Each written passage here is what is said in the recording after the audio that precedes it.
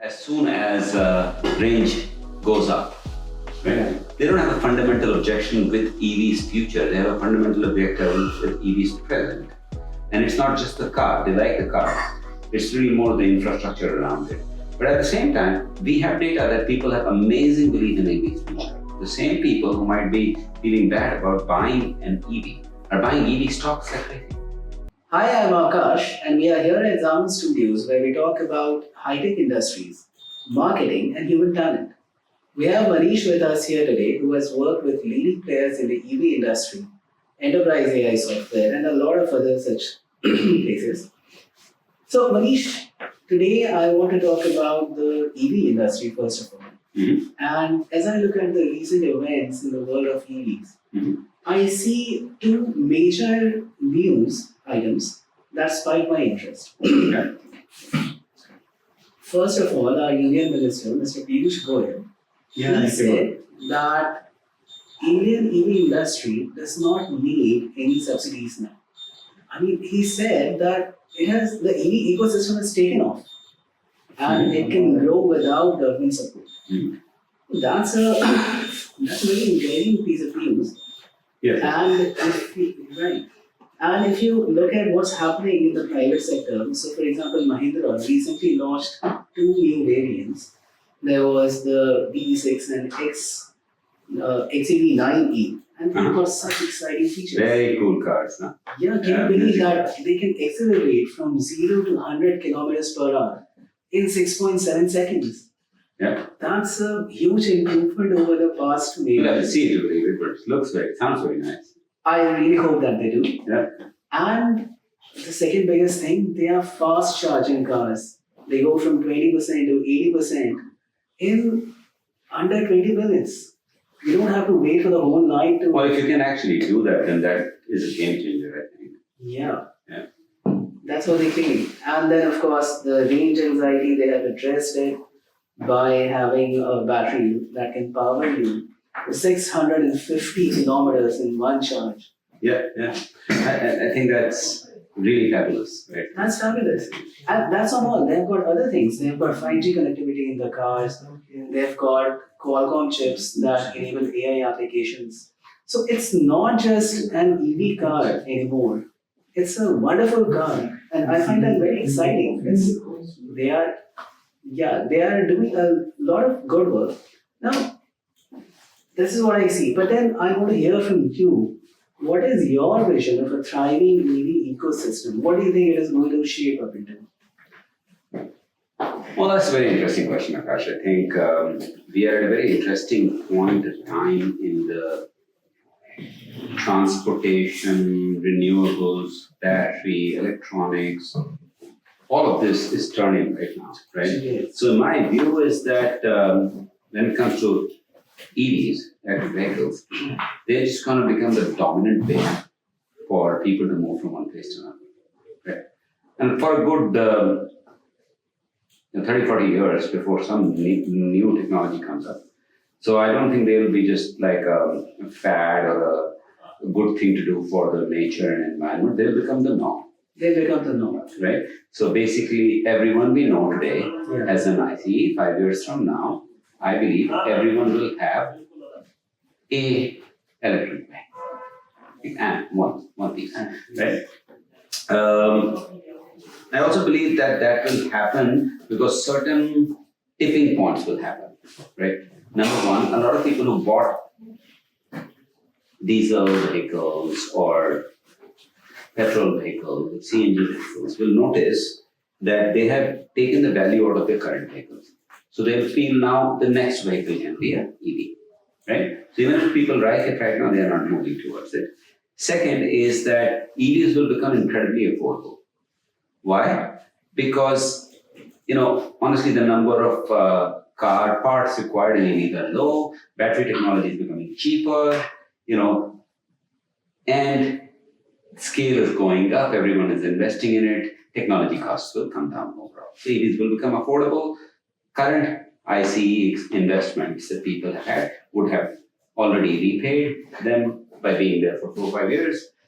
And then one of the most important things which will happen is that EVs will become more and more the better cars. They're not just electric vehicles. They're just better cars, fundamentally better cars, better dashboards, better AI integration, better styling, better personality, all those things that you expect from a status thing like a car. EVs will be better at that. And then the So most when you say- painful problem that we have today is the one that you just talked about with Mahindra solving it, right? Like longer ranges and easier recharging. Those will happen. When you say cars, do you just mean cars, or are you talking also about the two-wheelers, the trucks? I should say EVs, all kinds of vehicles. I think to a large extent, some of the other types of vehicles have already moved faster. So scooters, which are very easy to charge, right? Because they have smaller batteries. Yeah. Practically everything is going to EVs. I mean, I've seen that the performance bikes are also are moving towards EVs, but certainly the scooters, e-rickshaws, buses, fleet cars like Blue Smarts and Uber Electric and Green, they will move faster. I'm not just meaning cars. Great. So, Manish, you mentioned that people will switch from the current ICEs to EVs. Well, that's an interesting point because, as far as I remember, I recently read a report that one, it's not like that in Europe, and two, there was a research study conducted by Pew Research in America, and they had some very dismal statistics. A lot of Americans, if I remember right, it was more than 85% of Americans do not think that EVs are more fun to drive than ICEs. They do not think that EVs are more reliable than the ICEs. Now, I know that you said that it's something that we will see over a period of 5 years, but do you think that that is a scenario in 5 years? Do you think that kind of transition or change in the mindset and the perception that the people have, do you think that's going to happen? Well, I am a big believer for sure. So I believe 5 years from now, everyone will be turning around. But even if you look at the statistic from Pew Research, which we saw, only 13% people find them more fun to drive. They are also expensive, so they're more cost to buy. They don't believe that they are eventually cheaper, right? Because the cost of the car itself is higher, even though you're saving on fuel. Yes, And then I all of think- these other problems, they don't believe that EVs will take over. But at the same time, if you went a few years ago, I'm wondering, has it moved from 5% to 13, 14%? Or has it moved from 20 to 30, 40%? I believe there is a movement towards the right direction. Second, I believe that these things actually have a tipping point, right? So right now, if there are people who don't believe in it because they're just too focused on how are they looking at the experience today. So if you have to drive an extra 20 miles to get your car recharged, Yeah. right? And then you have to wait for 2 hours when you could have just taken a burger and started driving again after refueling your car. You do feel that there's something that cannot solve. But I fundamentally believe that people will not feel this way as soon as charging infrastructure is built, right? I feel that people will not believe this way as soon as range goes up, right? They don't have a fundamental objection with EV's future. They have a fundamental objection with EV's present. And it's not just the car. They like the car. It's really more the infrastructure around it. But at the same time, we have data that people have amazing belief in EV's future. The same people who might be feeling bad about buying an EV are buying EV stocks like crazy, right? You can see Tesla stock, right? Even Elon Musk doesn't believe its value is okay. He believes it's overvalued, right? It's worth more than many car companies combined. So do people not believe in EVs? How are they putting premium on the EV stock? Do they think it's only speculation? I don't believe so. I believe people have a short range versus long range vision issue. They can't see themselves feeling good about it now, and therefore they can't see it happen next year. But as soon as you ask them for the 5-10 years duration, they're all believing in it. And I do believe in the 5 to 10 years long. And I'm also throwing that number not based on math, but on belief that some tipping point will happen. think about it, how easy it is to make a charging infrastructure as compared to refueling infrastructure. You don't need pipelines, Right. you don't need safety in the same way, you already have electric lines. All you need to do is to put an endpoint. Correct. Plus, it can be also made without being on the grid with solar and other renewable energy sources. So, I do believe that people are disappointed right now. I'm very sad about that. I personally had a very bad experience in the US. Yeah, Okay. I was driving a very fun car. I think it was Volvo, Mm-hmm. and I drove it from. Was it an EV? Yeah, it's an EV. Okay. Yeah, a very good car, right? And I drove it from. From New York. No. I drove it from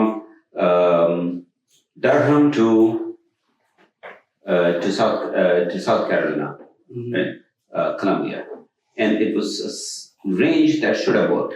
So it was like 360 or 370 miles, and this car could have done 380 miles.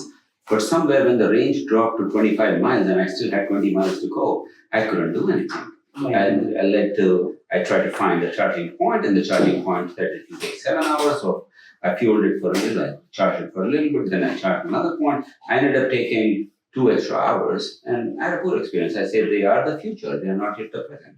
But I do believe EV is the future. It might not be. Right. So I think it's experiences like this that you mentioned and the stories like this that people hear from their friends and families, that might be the reason. But then, you mentioned that in a period of 5 years, you were hopeful that we would have a charging infrastructure. Now, let me quote a piece of statistics for you. According to an article in Forbes, at present, we're just talking about the US. At present, there are about 4 million charging points. And in the next 5 years, to cater to the demand of 33 million EVs, we would need to have about 28 million. That's 7 times the number that we have at present in just 5 years. Do you think that is possible? I mean, and I would like to quote another piece of statistic for you. There was a survey in which, it was done by Pew Research Center, and they were asking people, do you think that we will have the kind of charging infrastructure that is needed? And you will be surprised that 76% people said that it's not at all going to be like this. These were the Republicans. If you talk about the Democrats, that was 38. But then, the Republicans are in power now. We are in January 2025. So what I think gives there you this is. optimism What gives me the optimism? that we will have this? Pure fundamentals. I do understand that Republicans want to drive bigger cars, and Republicans drive gas guzzlers and, enjoy that stuff. That is not every Republican, to be honest. I have a lot of Republican friends who would want to drive EVs as well. There's a slightly larger number of that. And EVs have entered with smaller, more kind of efficient cars because the large format EVs haven't really entered the market. So, if someone is wanting to have a big tow truck, there's only Cybertruck and it's also not being produced. Well, it's too early in the life cycle of that product. But I do believe that even though the charging infrastructure has to go from 4 million to nearly 30 million, Yeah. this is a easily solvable problem because you don't need to put the infrastructure all that much. The infrastructure You don't need exists. to begin from You scratch. need to put the endpoints, right? Plus, the point is, at the point you need to put the infrastructure for 33 million cars, you're already putting the infrastructure for the next 60 as well. Because if the charging points are available, right, then more cars can get charged. Even today, the problem is not that the same charging stations can't take 5 times as many cars. It is the same car has to drive longer to get to the charging station. Right. So if you actually do go to any charging station like ChargePoint or anyone like that in the US, including what you see in India, you see that the charging ports are actually not being used, right? Mhm. Whereas a car needs charging some 20 kilometers away. Right. So the issue is spreading of the charging stations. As you spread them, Mhm. they don't just become capable of 30 million cars, they become capable of 70, 80 million cars. Right? Yeah. So to get from say 0 to 5 will be a whole different problem than to get from 5 million to 10 million, then 10 million to 30 million. Right? But as you hit that point, when you have a charging station in your 4 or 5 mile radius, Yeah. the speed will be different. When you get to the point where a charging station is just like a gas station is, Yeah. in the 20 in the 2 to 3 mile radius actually, Mhm. right? People will not have any reason anymore. I also believe because people are looking at rates of growth in a linear manner. Technology grows in an exponential manner. The Moore's law. Well, that's Something like that. something like that, right? Mostly technology grows exponentially because people are working on something that will be a breakthrough. So a series of 2, 3 breakthroughs. Say, for example, a new battery technology comes, right? What if you can figure out something which is lower weight batteries, or the sodium ion battery actually has a much higher retention power than the lithium ion? What happens if the glass battery comes in, because solid state battery comes up? What happens if you figure out? Fuel cells. If you find a safe way to use hydrogen fuel cells, I think that will also be. Well, that changes. That, by the way, is a whole different dimension. Breakthroughs. Hydrogen fuel cells based cars are alternatives to EVs, Okay. right? So they are still fuels, but a whole different type. And by the way, it's very difficult to say if that will win, but I think the ecosystem required for that is not as advanced as the ecosystem required for EV. Just like Mr. Piyush Goyal said a few days ago, right? There is no further need to give incentives. Yeah. This is already taken off. In places in the Scandinavian countries, it has taken off. Right. Even though the spread is too much, right? Like the population density in Finland and Sweden is much lower than that in India and most parts of the eastern seaboard of America.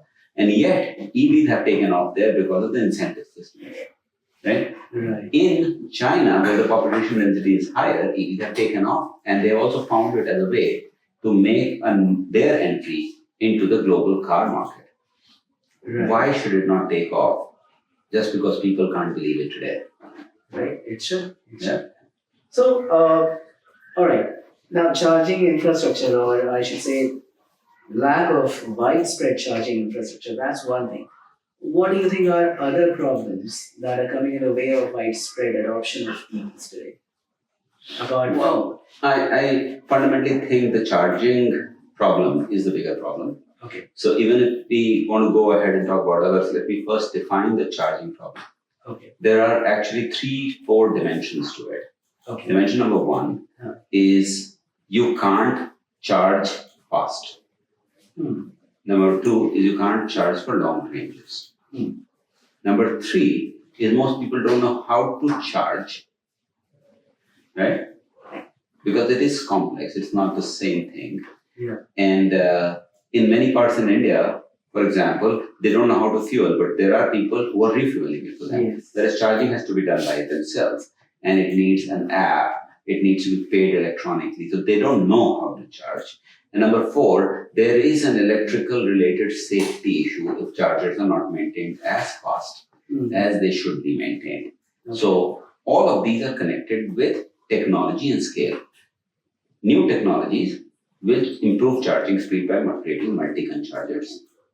They will increase charging speed and charging range because of battery technologies. The farther spread of these chargers in multiple places with larger number of EVs would mean you might have charging stations that people will do it for you and you can just buy it in cash, just like you do fuel.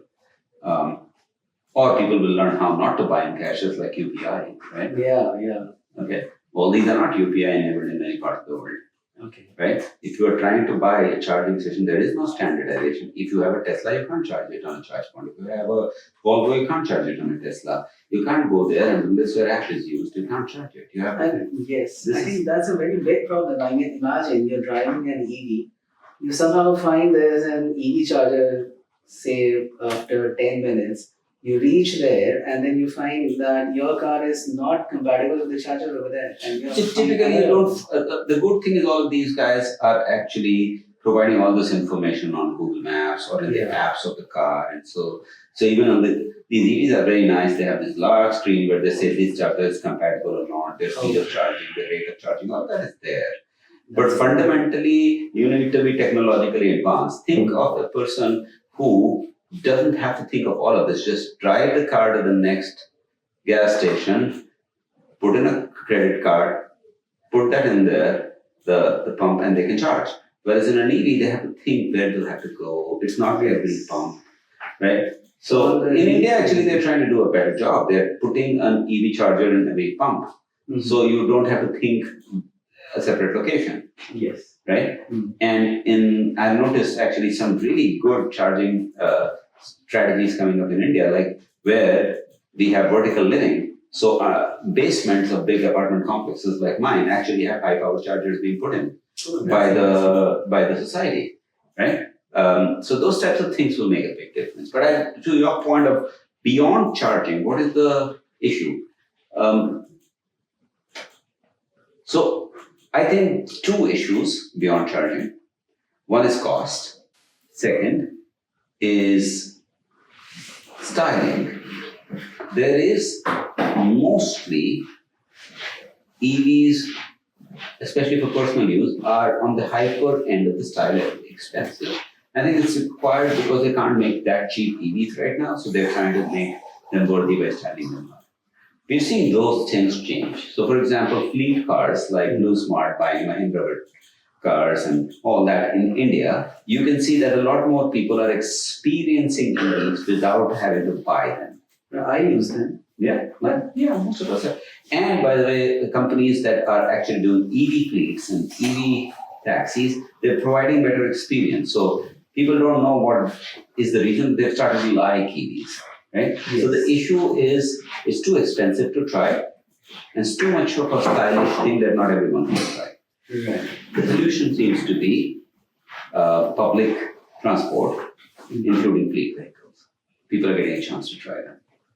Yes, I mean, a lot of people would have never otherwise seen or traveled in EVs had it not been for these taxis and cabs. And in the US or other parts of the Western world where you don't have all that many taxis, right? People are getting rental cars or Ubers. Yeah. Right? And rental cars, you can rent a car, an EV. As a matter of fact, my experience, one experience last 3 months ago, when I was in the US, was that people did not take the EV.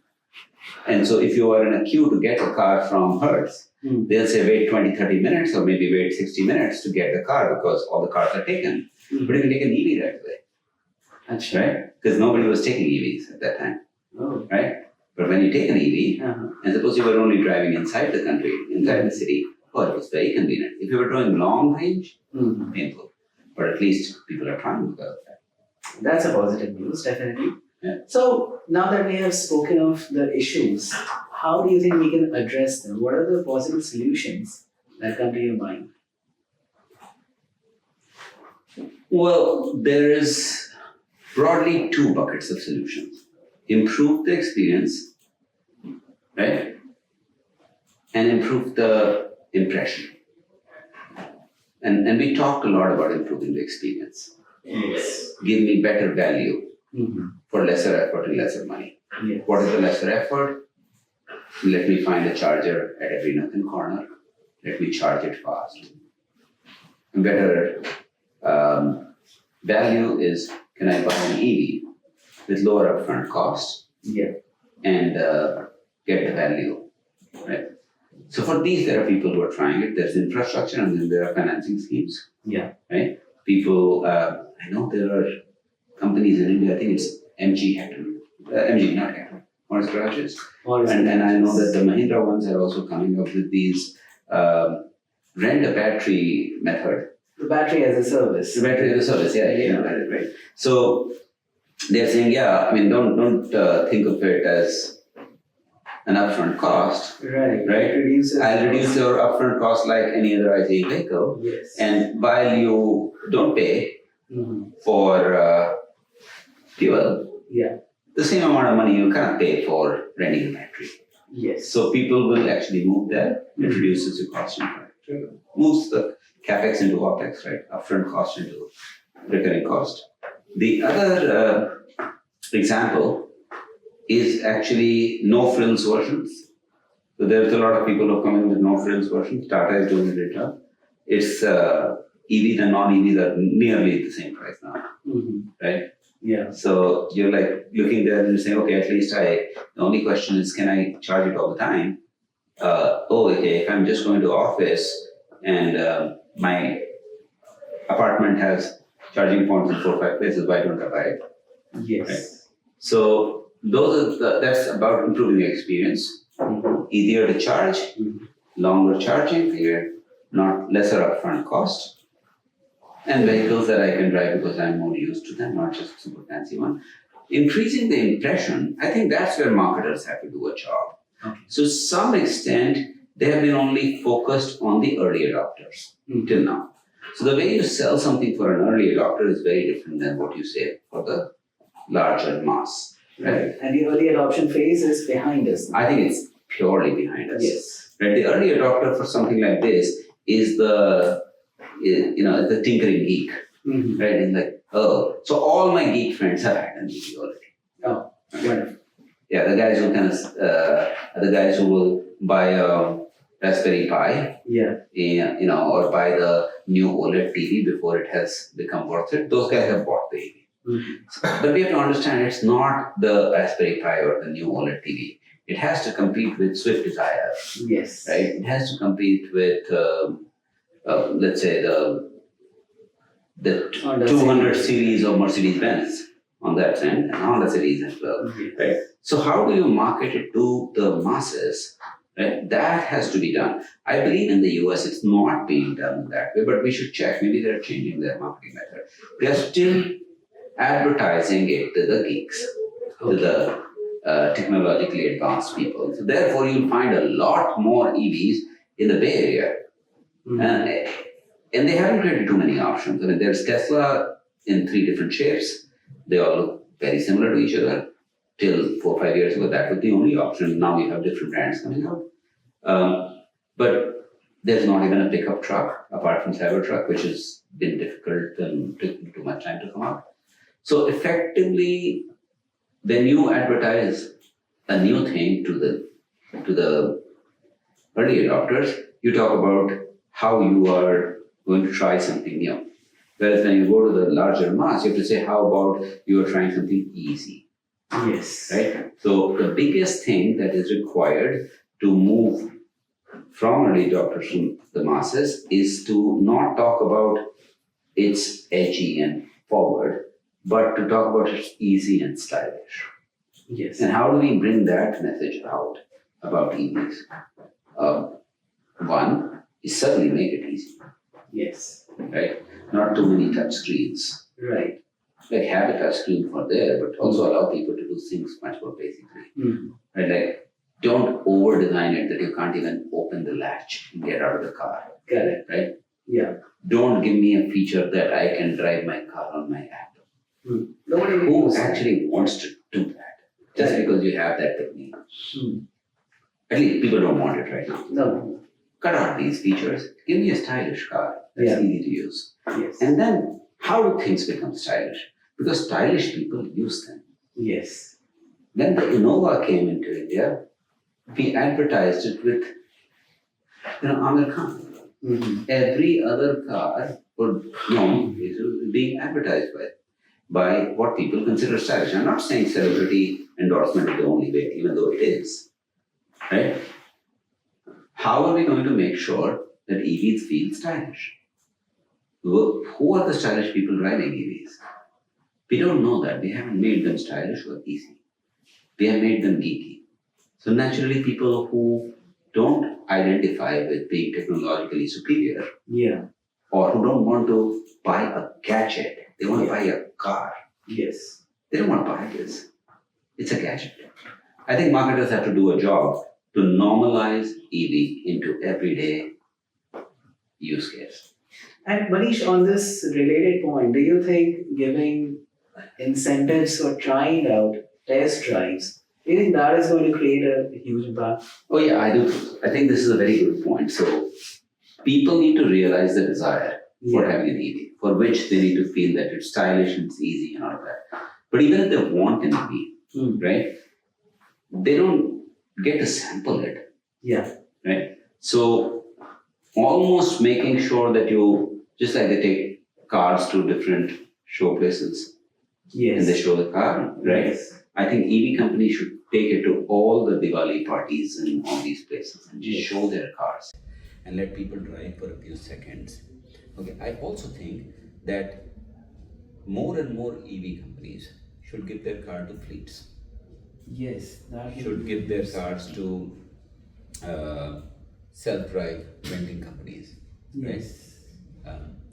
More and more people should say our EVs are available in the store for a test drive, right? They should actually not mind that they are not selling it under this. They just allow everyone a test drive, because unless you sit behind one, you can't normalize it. So I do believe it's very important to allow for trial. Absolutely. Absolutely. And I also think that all these test drives and then people posting about these test drives on social media, that is also something that is going to be. Yeah, you can make a viral trend. I don't know how easy or difficult that is. I mean, in the new day of social media, anything that's viral, people do it once just to be on there, right? So what if, you remember there was this like viral trend when somebody was driving a car and somebody else was dancing next to it? Yeah. You remember that? Right, so suppose they make a nice viral trend with EVs. Yeah. And every EV company Yeah. is showing how they can make a viral trend with that.